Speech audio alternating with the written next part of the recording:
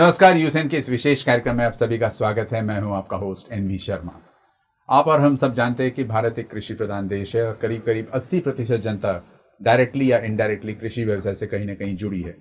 और फसलों की अगर हम बात करें तो कॉटन क्रॉप एक बहुत इंपॉर्टेंट क्रॉप है पूरे देश का, और उसे वाइट गोल्ड भी सही तरीके से कहा गया है, वाइट गोल्ड। लेकिन दुर्भाग्य से इस वाइट गोल्ड पर यानी कि कॉटन पर एक बोलवर्म जो है, जिसका नाम है पिंक बोलवर्म, ये एक पेस्ट है जो अटैक करता है और इससे काफ़ी क्षति पहुंचती है किसानों को। तो ये क्षति न पहुंचे इस हिसाब से कुछ प्रोजेक्ट्स लिए गए हैं भारत में। उनमें से एक अहम प्रोजेक्ट के बारे में आज हम डिस्कस करेंगे, जिसे कहते हैं बंधन। बंधन प्रोजेक्ट क्या है और इसको किसने शुरू किया, कैसे शुरू किया, इसके बारे में अधिक जानकारी लेंगे हम। अलावा इसके किसानों को इससे क्या लाभ होने वाला है ये भी बात करेंगे हम। और उससे पहले कि हम प्रोग्राम शुरू करें, मैं परिचय देना चाहता हूँ कि आज हमारे साथ बीच में SABC के यानी कि south Asian biotechnology centre Jodhpur के श्री चौधरी साहब यहाँ पर मौजूद है। ये फाउंडर डायरेक्टर भी SABC की। साथ साथ में मेरे मित्र डॉक्टर CD माई और श्री रवि बोरटकर साहब भी यहाँ पर मौजूद है, जो एग्रोविजन से जुड़े हैं। इनके एक संयुक्त तत्वाधान से एक प्रोजेक्ट शुरू है कलमेश्वर में। आज उसी के बारे में चर्चा करेंगे और किसानों के लिए ये खासकर बहुत ज़रूरी है ये प्रोग्राम देखना। बहुत बहुत स्वागत है सर आप लोगों का। इससे पहले कि हम प्रोजेक्ट के बारे में बात करें, मैं माई साहब आपसे पूछना चाहता हूँ कि कॉटन का क्या इंपॉर्टेंस है इंडिया में, और कॉटन क्यों इतना इंपॉर्टेंट क्रॉप हो जाता है? कॉटन इंडिया में इतना इम्पोर्टेंट है क्योंकि एक तो दुनिया में जितने कॉटन है उससे 25% कॉटन जो है वो इंडिया में हम प्रोड्यूस करते हैं जी। और हमारी जो इकोनॉमी है ये कॉटन ओरिएंटेड इकोनॉमी है इंडिया की, क्योंकि इसके ऊपर काफी जो निर्भरता है। और कॉटन का जो जिसके ऊपर लेबर है, जिसके ऊपर जो इंडस्ट्री है, इसमें सारे लोग इन्वॉल्व है। करीब करीब जितने हम एम्प्लॉयमेंट की बात करते हैं तो 1/3 एम्प्लॉयमेंट जो है ये कॉटन के ऊपर होते हैं। इसलिए ये कॉटन का एक बहुत बड़ा इंपॉर्टेंस है। और पर्टिकुलरली हम जब महाराष्ट्र की बात करते हैं तो महाराष्ट्र में करीब करीब 40 लाख हेक्टर एरिया है। 1/3 एक एरिया जो है भारत की ये महाराष्ट्र में।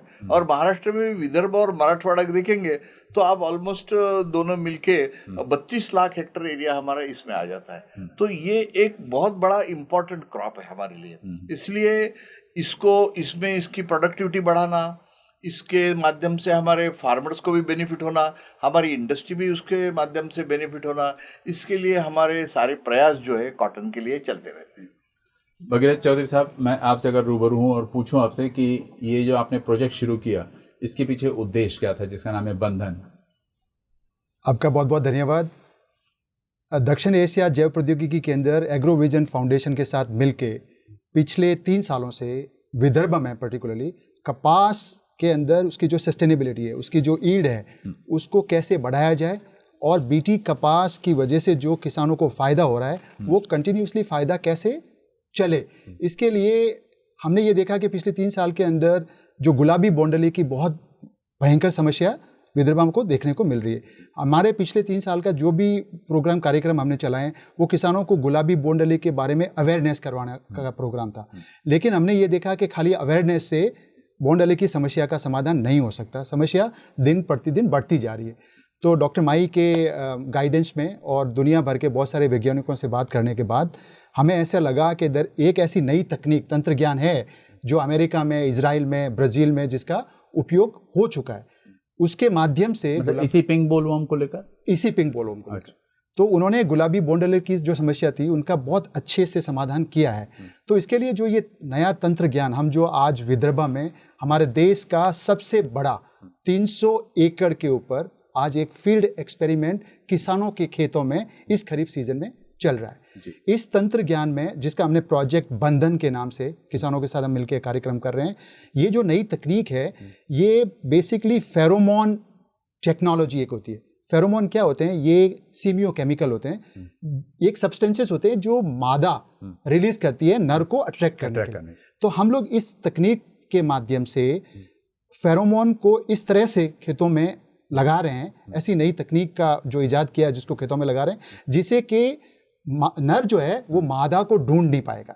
जब नर मादा को ढूंढ ही नहीं पाएगा तो उनके अंदर मेटिंग नहीं होगी और उनका प्रजनन बिल्कुल रुक जाएगा।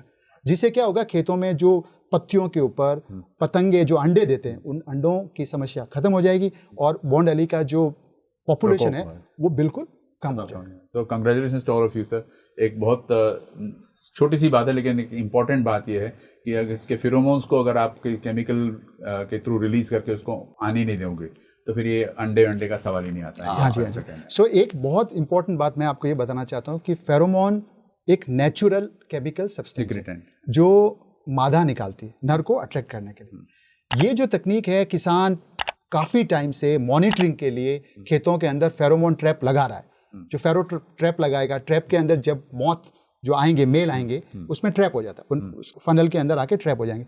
उसकी काउंटिंग की बेसिस के ऊपर किसान एक ETL नाम का कॉन्सेप्ट है, इकोनॉमिक थ्रेशोल्ड लिमिट, के जिसमें अगर ये जो पतंगे, हर 8 पतंगे अगर आपको कंटिन्यूसली 3 दिन आ रहे हैं, इसका मतलब आपके खेत के अंदर कीटनाशक का उपयोग करना बहुत जरूरी है, नहीं तो पॉपुलेशन बढ़ जाएगा। हम जो ये तकनीक यूज कर रहे हैं, इसको फेरोमोन खाली ट्रैपिंग के लिए नहीं कर रहे, मॉनिटरिंग के लिए नहीं कर रहे हैं, हम उसका जो मेटिंग होने वाला है उसको होने ही नहीं देंगे। एक्चुअली जो नर है उसको गुमराह कर देना। ये तकनीक जो PB नोट तकनीक है, ये जापान से लाई गई तकनीक है। इंडिया के अंदर PI इंडस्ट्रीज ये तकनीक लेके आ रही है। इसको भारत सरकार के कृषि मंत्रालय के अंदर जो कीटनाशकों का अप्रूवल दिया जाता है, जिसको हम CIBRC संस्था बोलते हैं, इन्होंने 2019-20 के अंदर इसका अनुमोदन भी कर दिया है। और ये देश का सबसे बड़ा मेटिंग डिसरप्शन का प्रयोग हम कर रहे हैं। अगर हम इस प्रयोग में सक्सेसफुल रहते हैं तो ये तकनीक न सिर्फ बॉन्डली की समस्या के छुटकारा मिलाएगी, बट जो हमारे यहाँ पे फॉल आर्मी वॉर्म, जो कपास मक्का के अंदर समस्या आ रही है, उसमें भी इसका उपयोग हो सकता है। मतलब लेकिन वहाँ अलग फेरोमोन यूज करेंगे। मतलब डिफरेंट फसलों पर ये एक्सपेरिमेंट आगे चलकर हो सकता है, फ्यूचर प्लान्स आगे। ये जो फेरोमोन की बात की आपने, ये एक सिंथेटिक केमिकल है या फिर बाद में नेचुरली सीक्रेटेड को एक्सट्रैक्ट किया, ऐसा कुछ किया? तो ये जो सब्सटेंस है, ये एक्चुअली जो मैंने आपको बताया सीमियो केमिकल है। इसके अंदर डिफरेंट कंपाउंड्स होते हैं। इन कंपाउंड का मिक्सचर आप आर्टिफिशियली सिंथेसाइज कर रहे हैं, आर्टिफिशियली सिंथेसाइज कर रहे हैं। बराबर है, आपने कहा सिंथेटिक है, हाँ, उसको मिक्स कर रहे हैं उसमें। और मिक्स करने, जैसे आप मिक्स करोगे, कितने प्रोपोर्शन में मिक्स करते हो, तो इसमें गॉसिप्यूर है, तो गॉसिप्यूर के 2 कंपाउंड को मिक्स किया गया है। और ये जो कंपाउंड है, ये जो केमिकल है, ये सिर्फ बॉन्ड अली को ही हिट करता है। हाँ। दूसरे किसी भी जो पेस्ट जो उनको नहीं करेगा। क्योंकि हमारे यहाँ पे गुलाबी बॉन्डले की समस्या बहुत बड़ी होती जा रही है। अगर हम इसका निदान नहीं करेंगे तो BT कपास की वजह से जो किसानों को फायदा होता है, वो फायदा कम होने लगे। इसलिए बहुत जरूरी है कि ये तकनीक हमारे देश में, जो इतना बड़ा एक्सपेरिमेंट हो रहा है डॉक्टर माई साहब के और एग्रोविजन फाउंडेशन के कोलैबोरेशन में, इसको हम कैसे लार्ज स्केल के ऊपर किसानों कर सकें और किसानों को इसके प्रति इसके जो बेनिफिट है उसकी तरफ आकर्षित कर सकें, ताकि आने वाले समय के अंदर ज्यादा से ज्यादा किसान कम्युनिटी बेसिस के ऊपर हर गांवों के अंदर आप ये एक्चुअली 20 सेंटीमीटर लंबा धागा होता है जिसके अंदर फेरोमोन का इनकेसिंग होता है और ये इसमें छोटे माइक्रो पोर्स होते हैं। जैसे जैसे टेम्परेचर जो आप उसको जैसे एक बार वेपर्स रिलीज होते हैं, हाँ, उसमें से रिलीज होता है। ये जो रिलीज है, ये जो मादा रिलीज करती है, जो उत्सर्जन करती है, similar to that, exactly same to that. अच्छा, वो राखी जैसा है, उसको राखी बोलते हैं, राखी बंधन। तो अभी राखी बंधन हो गया। उसको आप पेड़ को बांध दो, बस जैसे अब 40 साल का पेड़ हो गया, 40 दिन का, उसको बांध दो, बस हो गया। अच्छा, तो एक दिन में आप करीब करीब 8-10 एकड़ बांध सकते हैं। ग्रेट। सारे पेड़ को बांधने की जरूरत नहीं, 150 आसपास जहाँ भी वो फ्यूम्स वगैरह। तो इसके अंदर डिस्टेंस होता है, इसके अंदर जो एक स्ट्रक्चर्ड इसका टैगिंग करते हैं जिसको हम बोलते हैं। तो क्योंकि ये जो धागा 20 सेंटीमीटर होता है, इसके अंदर एक छोटा बहुत पतला एल्यूमिनियम का वायर होता है, तो आप उस धागे को जैसे चाहो इससे मोड़ सकते हो। फ्लेक्सिबल। हाँ, फ्लेक्सिबल है। तो इसके अंदर 2 तरीके जो हमें अपनाने की जरूरत है। पहला तो ये है, क्योंकि ये जो पतंगे हैं ये उड़ के काफी डिस्टेंस तक जा सकते हैं, तो हमें ये देखना पड़ेगा कि सारे किसान विलेज लेवल पे कम्युनिटी मोड में महाराष्ट्र सरकार आगे आए और कृषि विभाग कोई बड़ा प्रोजेक्ट लाए जिसके तहत गांवों में जहाँ पे बॉन्डली की समस्या ज्यादा है, लार्ज स्केल आपको करना पड़ेगा, तब ये सक्सेसफुल हो सकता है। इन्होंने कहा ना कि बेस्ट मैनेजमेंट में सबसे इम्पोर्टेंट कम्युनिटी लेवल पे कोई भी काम हो तो वो सक्सेसफुल होता है। 1-2 किसान करके हो जाए, क्योंकि ये जो पतंगे उड़ के दूसरे जब जाके जाएंगे उसका नुकसान करेंगे। तो ये विलेज लेवल पे, इसीलिए हमने ये जो प्रोजेक्ट 300 एकड़ पे लिया है। एग्रोविजन फाउंडेशन का काम यही था कि आइडेंटिफाई फार्मर्स को करना, गांव को करना, 400-500 फार्मर्स को इकट्ठा लाना, और ये सारे ब्लॉक हमने 3 विलेजेस में ये प्रोजेक्ट किया है। गढ़मेश्वर के पास वरोड़ा एक है, आदासा है, और एक बेट बांद्रा। तो इसमें हमारा काम ये था एग्रोविजन का। इन्होंने हमें टेक्नोलॉजी लाया, हमने उनको आइडेंटिफाई किया, हमने उनको कॉटन के सीड दिए, उन्होंने लगाए, अभी हम उनको वो बांधा उनके लिए, अभी इसका हम ऑब्जर्वेशन ले रहे हैं। तो क्या अभी तक क्या ऑब्जर्वेशन निकला? अभी तक तो हमें ऐसा नजर रहा है कि इस साल वैसे भी थोड़ा सा इंसिडेंट अभी कम है। अभी यहाँ से शुरू हो जाएगा इंसिडेंट, जैसे अभी बारिश कम होती है, धूप पड़ता है, वैसे अभी वो जो नर निकलना शुरू हो जाते हैं, नर मादा। तो ये अभी देखने की है, इसलिए हम डेली, हम हर वीक में खेतों में भेज रहे हैं लड़कों को। अच्छा। और उसका ऑब्जर्वेशन ले। देखो, इसमें आपको ये जानकारी मैं देना चाहता हूँ, जैसे डॉक्टर माही साहब ने कहा है, हमने बड़ा एक्सपेरिमेंट लेआउट किया। उस लेआउट के अंदर हमने ट्रैप भी लगाए ताकि हम मॉनिटरिंग कर सकें कि नर खेत में आ रहा कि नहीं आ रहा है। तो हमने 30 ट्रैप, 3 इंस्टीट्यूशंस के अलग अलग ट्रैप, CICR नागपुर से, क्योंकि वो हमारे तकनीकी सहयोग दे रहे हैं, जो कपास संस्थान है। इसके अलावा NBIR, ये ICR का दूसरा इंस्टीट्यूट है, वहाँ से भी हम एक फेरोमोन ट्रैप लेके आए, और एक प्राइवेट कंपनी हैदराबाद से फेरोमोन केमिकल से भी ट्रैप लाए।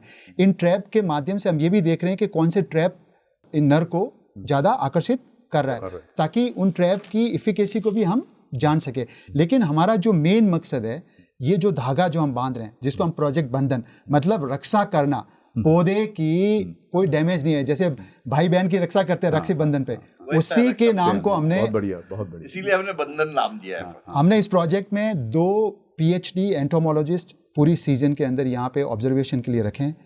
ये बहुत साइंटिफिक एक्सपेरिमेंट हम कर रहे हैं। सारी ऑब्जर्वेशन, जो फेरोमोन ट्रैप में कितने नर आ रहे हैं, इसके अलावा कितना फ्लावर का जो है वो कैसे डैमेज हो रहा है, उसके बाद बॉल्स, जो ग्रीन बॉल को क्या डैमेज हो रहा है, उनकी ऑब्जर्वेशन हर वीकली बेसिस के ऊपर एक फॉर्मेट के माध्यम से ले रहे हैं। हम ये जानना चाहते हैं कि इसके माध्यम से कितना बड़े लेवल पे हम इसको आगे लेके जा सकते हैं। और एशिया जैसे कंट्रीज में ये बहुत काफ़ी उपयोगी साबित होगा, बिकॉज द क्लाइमेट एनवायरनमेंट या फिर सॉइल वगैरह को लेकर जहाँ भी ये प्रॉब्लम हो सकता है। सर, मैं आपसे जानना चाहता हूँ सर कि आपने 300 एकड़ ज़मीन बताई, तो इसको आप क्लस्टर्स में डिवाइड कर रहे हैं। क्लस्टर में तो क्या उद्देश्य क्या है क्लस्टर्स में डिवाइड करके अलग अलग एक्सपेरिमेंट्स करेंगे आप या प्रोजेक्ट्स? हमने इसलिए इन्होंने जैसे बताया कि भाई आप जब तक बड़े पैमाने पे आपको इसको लगाएंगे नहीं तो इसका इफेक्ट दिखेगा नहीं। तो हमने 60-60 एकड़ के 5 ब्लॉक बनाए हैं। जैसे एक विलेज में हमने 60 एकड़ के 2, जहाँ एक के बाद दूसरा खेत भी कॉटन है, तीसरा खेत भी कॉटन है, चौथा खेत, तो ऐसे 60 एकड़। हाँ, तो करीब करीब अब जैसे 60 एकड़ है तो उसमें हमारे 40 फार्मर्स आ जाते हैं। दूसरा 60 एकड़ है, उसमें कुछ 50 फार्मर आ रहे हैं। तो ये हमने 60-60 एकड़ के 5 ब्लॉक, 2 वरोड़ा में किए 60-60 एकड़ के, 2 आदासा में किए, और एक हमने बेट बांद्रा में किए। तो ये हमारा एग्रोविजन का हमने जो बेसिक काम है, ये हमने यहाँ शुरू किया। इन्होंने हमें बंधन दे दिया था, इन्होंने सीड वगैरह सब हमने यहाँ एग्रोविजन चल गया। तो ये एक कोलैबोरेटिव वर्क SABC और एग्रोविजन फाउंडेशन की तरफ से हमने एक बहुत बड़ा प्रोजेक्ट किया, कि हर साल तो बाकी हम बताते हैं, अवेयरनेस तो कर रहे हैं, लेकिन अब फार्मर्स को हम दिखा देंगे कि हम कैसे कंट्रोल कर सकते हैं। बोरकर साहब, आपसे मैं पूछना चाहता हूँ, ये प्रोजेक्ट जो इन्होंने डिस्कस किया अभी, इसका बेनिफिट फार्मर्स को किस हद तक, कितने समय तक पहुंचेगा? नहीं, इसमें एक्चुअली जिस उद्देश्य से हमने एग्रोविजन की शुरुआत की थी, हम तब भी कह रहे थे कि यहाँ का जो फार्मर है उसको नई टेक्नोलॉजी जो है उसको अपने खेती में प्रयोग लाने के लिए उसको हमने उद्युक्त करना है। या हम कहते थे कि उसको to educate, encourage and empower the farmers, इसके लिए शुरुआत थी। तो ये जैसे इन्होंने बताया कि इसमें पहले एजुकेशन का तो पार्ट आ ही गया, हम 3 साल से कर ही रहे थे कि गुलाबी बोंडरे के लिए उसने क्या करना चाहिए, मतलब क्या क्या करने से उसका प्रादुर्भाव कम हो जाएगा, इसके बारे में हम 3 साल से उसको एजुकेट करते आए। हम उनसे पूरा अवेयरनेस कर दिया हमने, और उसके बाद भी ये प्रॉब्लम कम नहीं हो रही थी। तो इसका मतलब था कि यहाँ कहीं ना कहीं किसी टेक्नोलॉजी का, किसी नए इसका उपाय योजना करना आवश्यक था। तो जैसे अभी SABC ने हमको ये नया जो उन्होंने निकाली है तकनीक, कि जिसमें मेटिंग डिसरप्शन है, वो गुलाबी बोंडरी का मेटिंग ही ना हो, ताकि वो अली मतलब वो नहीं होगी तो उसका दुष्परिणाम नहीं होंगे। तो ये जो नई टेक्नोलॉजी है, जिसको अभी भी मान्यता मिली केंद्र सरकार के अनुसंधान से भी, तो उसका कहीं एक पहले जगह साइंटिफिक मतलब उसका एक एक्सपेरिमेंट होना आवश्यक था। तो यहाँ एग्रोविजन फाउंडेशन का जो है कि हमारा जो रीच है फार्मर के साथ में, तो हमने वो रीच को लेते हुए जो जैसे अभी माई साहब ने बताया, हमने वो 2 गांवों में किसानों को पहले उनसे जाके मिले, उनको बताया कि ऐसा हम लोग एक एक्सपेरिमेंट करना चाहते हैं और एक्सपेरिमेंट पूरा साइंटिफिकली हो रहा है। इसमें एससीबीसी की टीम है, एग्रोविजन फाउंडेशन की टीम है और जो नई कंपनी इन्होंने जो बताया जो पीआई इंडस्ट्रीज है उनके जो लोग हैं, जिन्होंने ये बंधन बनाया है उनके भी लोग हैं। और ये पूरा रेगुलर हमारा उसका जो डेटा कलेक्शन है, जैसे एक पौधे का लाइफ साइकिल होता है कि उतने दिन के बाद उसको लगाना है, तो बराबर उसी दिन हमारी टीम ने जाके उसको वहां लगाया है। फिर उन्होंने जैसे बताया कि जो फेरोमोन ट्रैप्स वहां पे लगाए हैं, तो एक बराबर पर्टिकुलर पीरियड में पूरी टीम जाती है वहां पे, ऑब्जर्वेशन लेती है और ये सारा डेटा कलेक्ट करके इसका एक बहुत अच्छे ढंग से इसका रिपोर्ट बनेगा। तो इसका यदि ये सक्सेसफुल होता है तो इसको फिर हम लोग बाकी जो फार्मर्स है उनको भी बोलेंगे कि अगले बार से ये भी सब उसको आत्मसात करें, क्योंकि जिस उद्देश्य से हमने एग्रोविजन फाउंडेशन का किया था कि अपने विदर्भ में जो एक मेजर क्रॉप है तो यहाँ कम लागत में उसका यदि उत्पादन ज्यादा बढ़ाना है, तो उसका उत्पादन कब बढ़ेगा? एक तो उसकी उत्पादकता बढ़े, दूसरा उसका जो उत्पाद बढ़ता है तो उसमें किसी प्रकार का मतलब उसमें कोई उसमें डैमेज नहीं हो, क्योंकि ऐसे देखा गया था कि जब भी गुलाबी बोंडअळी का प्रादुर्भाव हुआ है तो भारी नुकसान ये कॉटन ग्रोवर्स को हुआ था। उनके प्रोडक्टिविटी में बहुत बड़ा ड्रॉप आता है, वो जो बॉन्ड होता है वो कपास उसमें अच्छे से बनता ही नहीं है। तो इसलिए ये सबसे मेजर प्रॉब्लम था। इसको आइडेंटिफाई करने के लिए उसका सोल्यूशन अभी एग्रोविजन फाउंडेशन ला रहा है और ये फार्मर जहां जो एक्सपेरिमेंट चालू है वहां के अभी तक जो रिजल्ट आ रहे हैं वो बहुत अच्छे हैं, बहुत एनकरेजिंग है। और हमने इसी के साथ साथ जो हमने कहा ना अभियान हर साल चलाते थे हम लोग कि ओवरऑल इसका अवेयरनेस भी बढ़े, तो अभियान का हम शुभारंभ कल करने जा रहे हैं। तो कल कलमेश्वर में ही अपने जो महाराष्ट्र के मंत्री से सुनील जी केदार, इनके हाथों से हमारा अभियान का शुभारंभ होगा। तो 15 दिन हम लोग एक रथ बना के वो पूरे गांव में अपने विदर्भ में जाएगा, वो गांव टू गांव जाएगा, वहां छोटा फिल्म दिखाएगा, वहां पे उसका ऑडियो रहेगा, हम लिफलेट बांटेंगे कि किसानों ने क्या करना चाहिए ताकि इसका प्रादुर्भाव न हो। मतलब डायरेक्टली अभी तक बेनिफिट नहीं हमने काउंट किया क्योंकि अभी एक्सपेरिमेंटल स्टेज चल रहा है। लेकिन अभी तक जो रिजल्ट आए हैं उससे ये पता चल रहा है कि भाई जनरल फील्ड में प्रादुर्भाव उसका ज्यादा है। अब यहाँ हमारे इसमें अभी भी ट्रैप हो रहे हैं, उसका मेटिंग डिसरप्शन हो रहा है। हमें ये लगता है कि ये टेक्नोलॉजी बाहर तो सक्सेसफुल हो गई, यहाँ सक्सेसफुल होने के चांसेस 99% है। अच्छा। इसमें हमें कॉन्फिडेंस है, इसलिए तो गवर्नमेंट ऑफ इंडिया ने पहले परमिशन दे दी है, क्योंकि उन्होंने छोटे पैमाने पे प्रयोग ऑलरेडी किए थे। ये इतना बड़ा प्रयोग पहली बार भारत में इतने लार्ज स्केल में 300 एकड़ पे हम कर रहे हैं एग्रोविजन। That's complementing.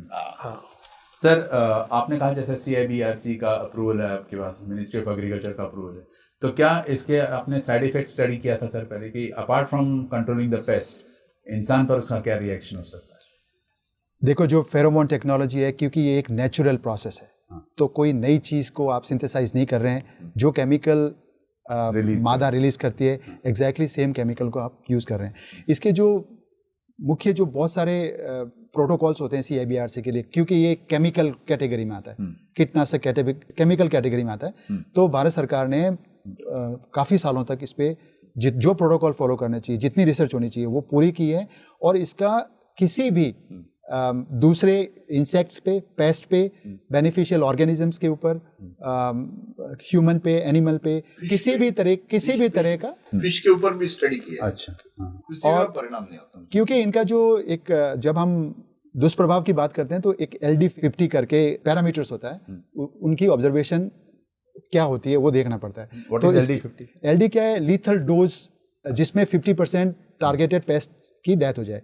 लेकिन इसका जो LD50 है वो 5000 मिलीग्राम पर केजी बॉडी वेट है, जबकि जो हम यूज कर रहे हैं we are using just 140 milligram.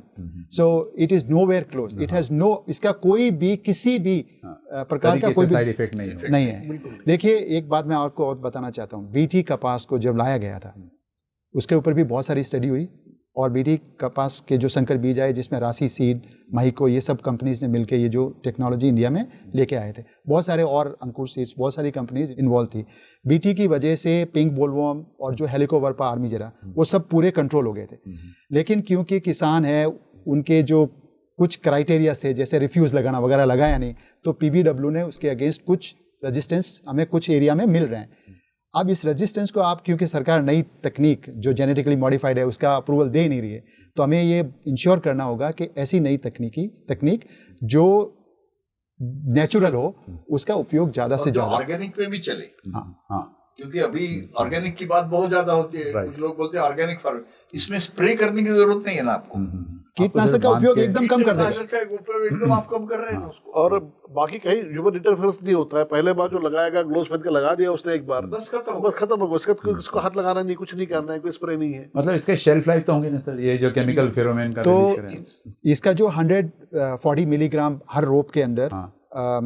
जो केमिकल है ये 100 डेज तक रिलीज करता है। अच्छा। तो इसका जो पहला हमने टैगिंग किया है वो 50 डेज के ऊपर किया है। तो जब तक क्रॉप 150-60 डेज तक की होगी तब तक बॉन्ड का इस पे कोई प्रभाव नहीं और आएगा। बोर्ड नाड़ी जो आती है वो 100 दिन के बाद आ जाती है। अच्छा 100-100 दिन, और इसका इफेक्ट जो है 150 दिन तक है, और बांधते हम 40वें दिन से 50वें दिन तक। रफली तो क्या बिल्कुल safe है, हाँ। जी, सेफ है एकदम जी, से। जी। रफली क्या डिस्टेंस पे इसको जनरली बांधा जाता है ताकि वो इकोनॉमिकली वायबल? ये आपने बहुत अच्छा सवाल पूछा है, हाँ, क्योंकि किसानों को ये जानकारी होना बहुत जरूरी है कि ये टैगिंग कैसे करें। तो इसमें बहुत इजी है। हमें ये देखना होगा कि बड़ा एरिया हो, 70-80 एकड़ का मिनिमम, और उसके आपको बॉर्डर पे जो भी प्लांट है वहां तो बांधना बहुत जरूरी है। इसके अलावा अंदर हर 25 स्क्वायर मीटर पे किसान 7-8 पाँव चले और वहां जो प्लांट मिला उसमें एक लगा दे। तो तकरीबन हमने जो ये देखा है कि 160 रोप्स हैं पर एकड़, लेकिन हमें इसको 50-60 एकड़ में एक साथ लगाना पड़ेगा ताकि वो जो बॉर्डर पूरी लगाना, और एकड़ में आप 150। Sir with reference to covid में पूछना चाहता हूं आपसे, क्योंकि कोविड का जो फर्स्ट स्ट्रेन आया था वो सेकेंड स्ट्रेन के या लहर में वो म्यूटेंट हो गया था, रेजिस्ट हो गया था। इसी प्रकार इसका भी कुछ ऐसा कुछ होने के चांसेस है? पिंक बोलवर्म उसको रेजिस्ट करना शुरू कर देगा कि एक नेचुरल सेक्स अट्रैक्शन है इस वजह से नहीं होगा? देखो कोविड बहुत ही अलग वायरस वो वायरस है, ये एक पेस्ट है। सबसे म्यूटेशन के No, chances when a virus can develop resistance. No it can mutate. It can mutate. Mutate. ये म्यूटेशन करने इसके चांसेस बहुत रेयर है, क्योंकि इट्स एन इंसेक्ट, और ये इसको रेजिस्टेंस कब डेवलप होता है? कंटिन्यूअसली जब वो खाएंगे केमिकल को रेजिस्टेंस डेवलप हो जाएगा। But this is not a chemical, this is only A something which Fume sort of thing. ये क्या कर रहा है? ये मेटिंग नहीं हो रहा है, मतलब Mating नहीं हो रहा है, getting attracted to fake thing. एक फॉर्मेशन नहीं हो रहा, मतलब बस इम्पोर्टेंट वो whether it lives or not is a different thing, लेकिन वो एक फॉर्मेशन नहीं होता। कंट्रोल करना जरूरी है। तो आप इसकी अभी आप इसका मच्छर से कंपेयर कर सकते हैं। ये जो हमारे डेंगू के मच्छर है, इसको भी आप एक फॉर्मेशन बंद कर देंगे ना, तो उसका प्रोडक्शन पॉपुलेशन कम करना। लेकिन आपका क्वेश्चन बहुत ही इंपॉर्टेंट है। ये किसानों को बताना चाहता हूँ कि ये टेक्नोलॉजी की सस्टेनेबिलिटी बहुत लॉन्ग है, क्योंकि ये फीमेल फेरोमोन है, केमिकल है, और ये इसे कोई रेजिस्टेंस अगर उसके अंदर कुछ चेंजेस भी आते हैं तो मीटिंग के लिए ये सिग्नल, ये केमिकल एक सिग्नल है नर को आकर्षित करने का। और ये हम जो टैग कर रहे हैं ये पूरी हवा को आवेशित कर देगा वो खुशबू से जो मादा देती है। तो नर है उस खुशबू के घूमेगा, और क्योंकि ये बहुत फ्रेजाइल होता है नर, तो आफ्टर सम टाइम वो अपना आप मर जाएगा, पेरिश हो जाएगा। तो पॉपुलेशन बनेगा ही नहीं। देखो पॉपुलेशन नहीं बनेगा तो कीटनाशक का उपयोग कम हो गया, बहुत कम हो जाएगा। किसान जो स्प्रे करता है, लेबर लगाता है, वो कम हो जाएगा। क्वालिटी ऑफ जो बॉन्ड है, क्वालिटी उनकी इंप्रूव हो जाएगी, सीड क्वालिटी इंप्रूव हो जाएगी। तो हर तरीके से इसका बेनिफिट किसानों को मिलेगा। सर क्योंकि ये विदर्भ की बात आपने प्रोजेक्ट यहाँ शुरू की है, तो what is the special reason कि आपने विदर्भ में क्यों स्टार्ट किया इसको? ऑल ओवर इंडिया का हमारा एक तो ऑल इंडिया का नहीं, हमारा एक ये था कि विदर्भ में हम जो एग्रोविजन फाउंडेशन के माध्यम से पहले हमारा जो टारगेट है, हम जैसे हमारे बोरटकर साहब ने अभी बताया कि हम हमारे फार्मर्स विदर्भ में हमने पहले एग्रोविजन शुरू किया। क्यों किया? क्योंकि यहाँ विदर्भ के फार्मर्स को बहुत सारे सुसाइड कंसेप्ट बहुत ज्यादा आ रहे थे। वो सोच रहे थे कि भाई हमारा क्रॉप फेलियर हो रहा है, और इनके कौन से क्रॉप थे? 2 ही क्रॉप, सोयाबीन नहीं तो कॉटन, और तूर थोड़ा सा लगा देते। कोई भी फेलियर हो गया कि किसान एकदम उद्ध्वस्त हो जाता। तो इसलिए हम हमारे माननीय गडकरी साहब ने जो सोचा कि पहले हम ये करें, इनको एजुकेट करें कि भाई आप थोड़ा डाइवर्सिफाई करो। तो डाइवर्सिफिकेशन, न्यू टेक्नोलॉजी लानो, एजुकेट जो कह रहे थे, एजुकेट करो, उनको एनकरेज करो, don't get nervous, and third thing is इनको एम्पावर करो। अब ये जो टेक्नोलॉजी ला रहे हैं इन्होंने बताया, ये एम्पावरमेंट टेक्नोलॉजी। आज हमने क्या किया, ये कुछ साल से हमारा जो एग्रोविजन चल रहा था उसके माध्यम से लोगों को एक कॉन्फिडेंस बिल्ड जो मैकेनिज्म है वो आ रहा है। अब देखेंगे आप कि लोग सोचे नहीं यार अभी हम बोलवर्म भी कंट्रोल कर सकते हैं। नहीं तो क्या होता है कि थोड़ा बहुत ये हो गया कि उसको नर्वसनेस आ रहा है, यार मेरा तो चला गया, जैसे सिट्रस में होता है वो मेरे फ्रूट्स जा रहे हैं पूरे, क्या करूं मैं। ऐसा नहीं होना चाहिए, उसमें थोड़ा सा कॉन्फिडेंस बिल्डिंग जो है ये मैकेनिज्म हमने काम किया है। कि ऐसा अपने विदर्भ में जो छोटे किसान हैं जिनके पास इरिगेशन की सुविधा नहीं है, कुछ नहीं है, उन सबके लिए मेजर क्रॉप जो है कॉटन का ही है। उनका पूरा लाइवलीहुड जो है वो कॉटन के इस पे डिपेंड है, उनका कितनी उनसे उत्पादकता होती है, कितने उनको पैसे मिलते हैं। तो इसलिए हमने सोचा कि जब कॉटन के बारे में कोई नई टेक्निक है तो उसका पहले विदर्भ में ही उसका एक्सप्लोर करना चाहिए। यहाँ उनको ज़्यादा रिलेवेंस उसका ज़्यादा है यहाँ पर। Right sir, based on the same principle, जैसे ऑरेंज क्रॉप जो है कोल्शी से अफेक्ट होता है, तो इनके लिए भी कुछ इस किस्म के केमिकल्स डेवलप मुझे बहुत अच्छा पूछा आपने। इतने बड़े पैमाने पे नहीं पर छोटे पैमाने पे हमने ऑरेंज के लिए भी शुरू कर दिया है। अच्छा, अब उसको भी ये पहला छोटा प्रयोग होता है तो उसको बड़े इसमें ले जाएंगे। एक कोई हर्बल बनाने वाली कंपनी है, उनका अभी ट्रायल पे हमने 15 किसानों के साथ हुआ है सिर्फ, पर अभी मेरे ख्याल से हमारा पूरा ध्यान जो हमारे कॉटन पे है।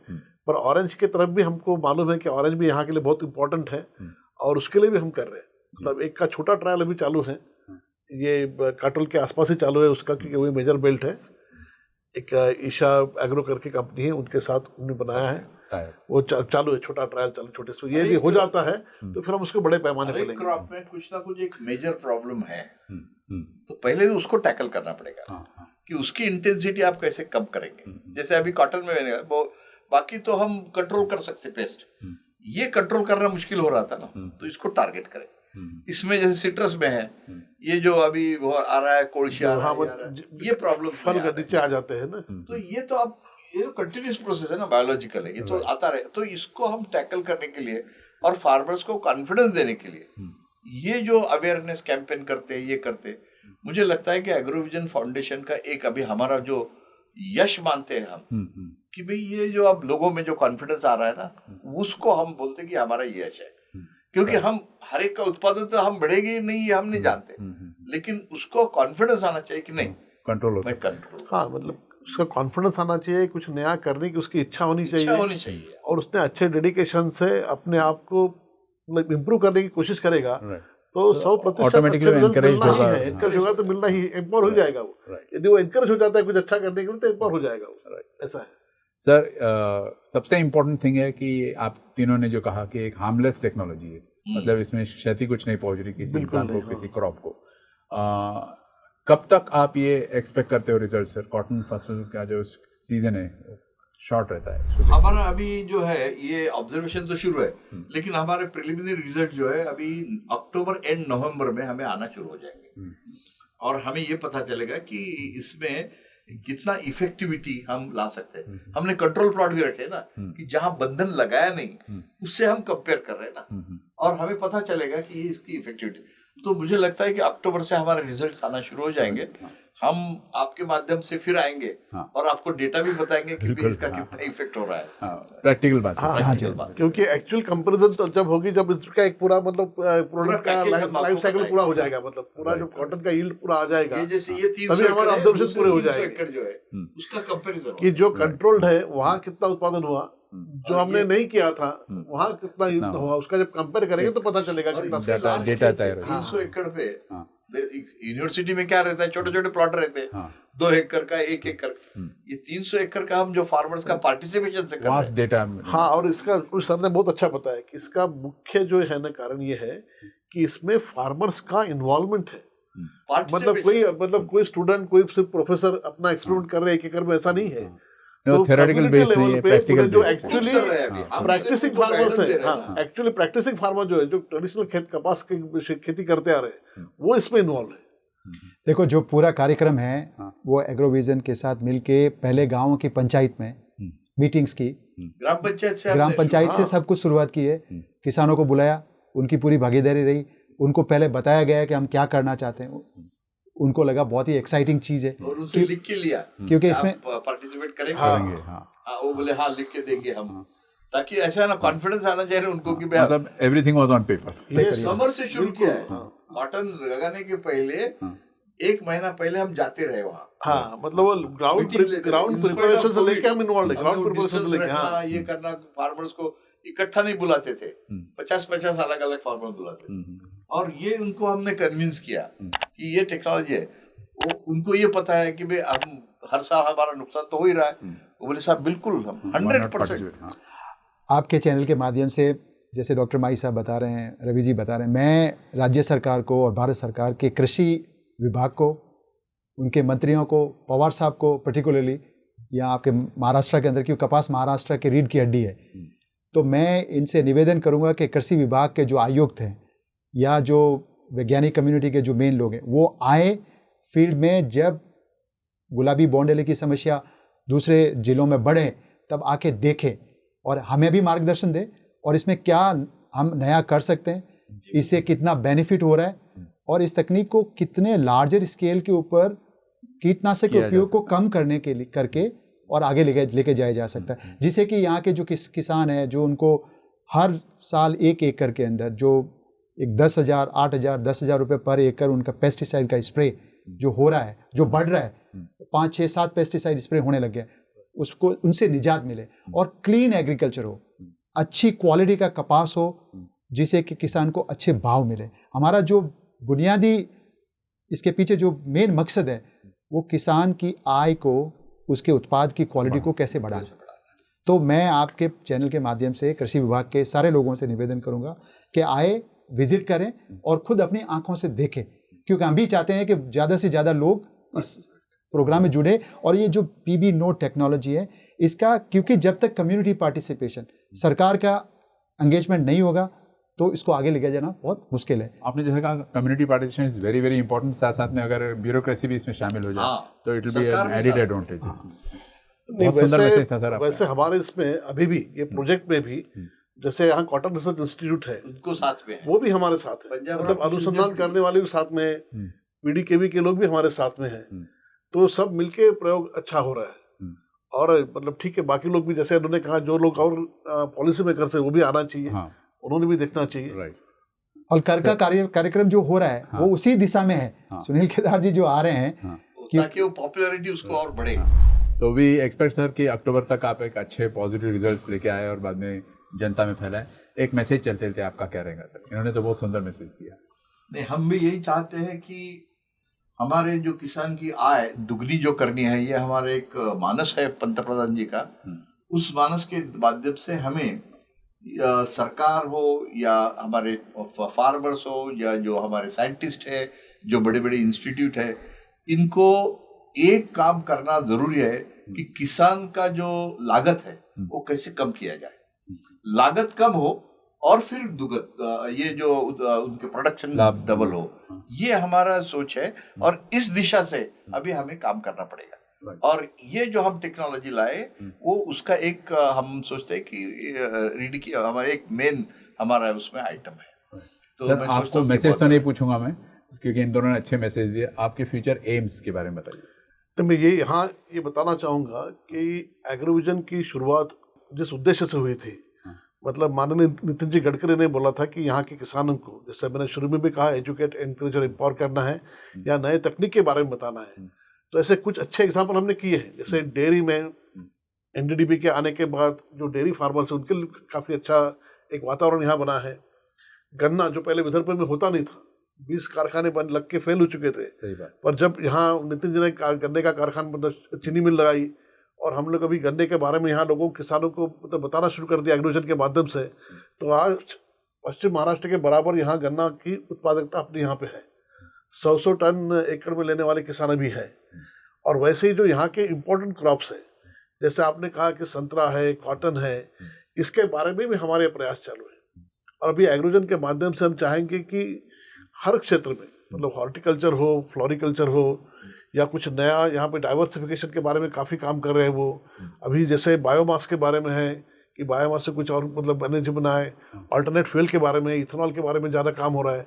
तो जिससे यहाँ की रूरल इकोनॉमी अच्छी हो, किसानों के पास थोड़ा ज़्यादा पैसा पहुँच सके, उनकी आय ज़्यादा बढ़े, दुगनी हो, ज़्यादा अच्छी हो, इसके लिए जो प्रयास एग्रोविजन फाउंडेशन करता है, मेरे ख्याल से अभी उसके कुछ अच्छे फ्रूट्स दिख रहे हैं। और अभी यहाँ के किसान भी उसमें शामिल हो रहे हैं। तो ये बहुत अच्छी है और हमको इसको नेक्स्ट लेवल पे ले जाना है। तो हमारे आगे के उद्देश्य, जैसा आपने पूछा मुझे, हम किसानों के लिए एक एग्रीकल्चर मतलब फार्मर्स ट्रेनिंग सेंटर बनाना चाहते हैं, ताकि एक अच्छा बड़ा सेंटर बने। नितिन जी की इच्छा है कि जहाँ पे अत्याधुनिक लैब होगी, वहीं पे ऑडिटोरियम होगा, वहीं पे उनके लिए मतलब छोटा हॉस्टल होगा। तो जो अलग अलग चीजों के लिए जो हम लोग एक्सपर्ट है, वो साल में एक बार उनको नहीं लाते हुए साल भर में जब जिस चीज की आवश्यकता है उस विषय में वो किसानों के ग्रुप को वहाँ मार्गदर्शन मिले और वो हक से आए कि भाई हमारे ये प्रॉब्लम आ रहा है, आप इनको हम सॉल्यूशन दो, हम उनका हेल्प करो। तभी मतलब होल्डिंग करना चाहते हैं। तो हम सब लोग मिलकर उस पर प्रयास करें। ये बहुत ही, ये जो इनका जो विजन है, क्योंकि मैं तो विदर्भा का नहीं हूँ, मैं राजस्थान से आता हूँ, जोधपुर से, but you can carry this idea. लेकिन मैं आई कैन टेल यू, मैं आपको ये बताना चाहता हूँ कि ये जो विजन है वो बहुत ही फोर साइटेड विजन है। इसलिए क्योंकि विदर्भा और मराठवाड़ा देश के अंदर जो कृषि का निर्यात होता है उसके अंदर महाराष्ट्र नंबर 1 है। चाहे आप फ्रूट्स की बात करो, वेजिटेबल की बात करो, डॉक्टर माई और हम अपीडा के बोर्ड मेंबर भी रहे, निर्यात को बहुत नज़दीक से देखा है। तो मुझे ऐसे लगता है कपास आज जो निर्यात हो रहा है उसमें महाराष्ट्र का सबसे बड़ी भागीदारी है। तो ये जो आपकी मुख्य क्रॉप्स है वो कैसे ज़्यादा कॉम्पिटिटिव हो, कॉस्ट ऑफ प्रोडक्शन कैसे कम आए, जो तंत्र ज्ञान है, तकनीक, सरकार में कभी क्या ब्यूरोक्रेसी में तकनीक थोड़ा अवर्स रहते हैं, वो जल्दी से उसको एक्सेप्ट नहीं करते हैं। हमारे हमेशा जो नई तकनीक आती है 20 साल बाद में आती है। तो मैं यही निवेदन करूंगा कि टेक्नोलॉजी के बगैर कुछ नहीं हो सकता, वो एक्सेप्ट करें जल्दी। मैं अभी भगीरथ जी ने बहुत अच्छी बात की है। मैं एक आखिरी में एक बात कहना चाहूंगा कि भगीरथ जी अभी 11 अक्टूबर को हम अपीडा के साथ मिलके, अपीडा के मतलब जो अभी करंट डायरेक्टर डीजी जो होंगे, हेड जो है, वो भी नागपुर आ रहे हैं, नितिन जी भी रहेंगे। हम लोग यहाँ के किसानों के लिए मतलब उनका कैसे एक्सपोर्ट करे, वो एक्सपोर्ट पोटेंशियल ऑफ मतलब agriculture crop and agro products, इसके ऊपर एक वर्कशॉप ले रहे हैं 11 अक्टूबर को ही ले रहे हैं। हम चाहते हैं कि यहाँ के किसान भी अपने मतलब फल है, सब्जी है या बाकी उसके जो उत्पादक है उसको भी कैसे एक्सपोर्ट करें, उसके लिए हम लोग एक वर्कशॉप कर रहे हैं। उन्होंने बहुत अच्छा विषय निकाला था कि एक्सपोर्ट पोटेंशियल भी अच्छा है यहाँ पे, तो उस पर भी हम लोग प्रयास कर रहे हैं। Thank you very much sir, it was a pleasure talking. और ये न्यू इनसाइट्स आप इसी तरह देते रहेंगे किसानों को, ताकि it will be N economically viable project for them. बहुत बहुत धन्यवाद सर।